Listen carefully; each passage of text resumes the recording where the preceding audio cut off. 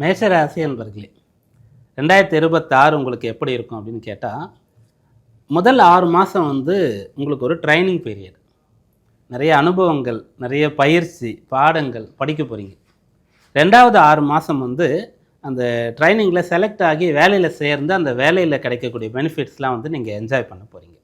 அப்படி நீங்கள் பிரிச்சுக்கங்க. எதனாலன்னா, மேஷ ராசின்னு சொன்னாலே 7.5 சனி ஆரம்பமாயிடுச்சு. சனி உங்களுடைய ராசிக்கு 12ஆம் இடத்துல இருக்கார். உண்மையை சொல்லணுன்னா எதுவுமே உங்களுக்கு ஈஸியாக கிடைக்காது, எப்பயுமே இல்லை. இந்த ஆண்டு நீங்கள் எவ்வளோக்கு எவ்வளோ ஒரு விஷயத்தில் நம்பிக்கையோடு இருக்கீங்களோ, நிறைய முயற்சி திரும்ப திரும்ப பண்ணுறீங்களோ, கடினமாக உழைக்கிறீங்களோ, அப்போ தான் உங்களுக்கு பலன் கிடைக்கும். அப்படி சொல்லும்போது உங்களுக்கு சாதகம் இல்லாத காலமானு கேட்டிங்கன்னா கிடையவே கிடையாது. நீங்கள் ஒரு விஷயத்துக்காக ஒரு அட்டெம்ப்ட் பண்ணுறீங்க, அதை சக்ஸஸ் பண்ணிட்டீங்கன்னு சொன்னால் அதை ஃப்யூச்சரில் செய்யறதுக்கு அந்த ஒரு வழி மட்டும்தான் உங்களுக்கு தெரியும்.